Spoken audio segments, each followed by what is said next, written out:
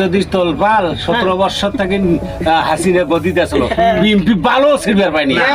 খুব ভালো সিলভার পাইনি আর জামাত যখনই যে আনে ব্যারিকেডটা ভাঙি ফেলেন একই ঠেলায় হাসিনা পালাই দিশিয়া না পাই জনগণের রাজনীতি না রাজনীতির জনগণ জনগণের আয়নায় কতটা প্রতিফলন জনগণের সরকার গঠন করবে সরকার গঠন করবে তুমি বাংলাদেশ জামাতে ইসলামের ছাত্র সরকার গঠন করবে জামাতে ইসলাম শিবির যে বিশ্লেষণ করে জামাত যেটা উপলব্ধি করে অন্য দলের ওটা উপলব্ধি করতে আরো চিটাগাং কি করবে কি চিটাগাং কি বাবার কুতুরু দেশে এই সিটিগাং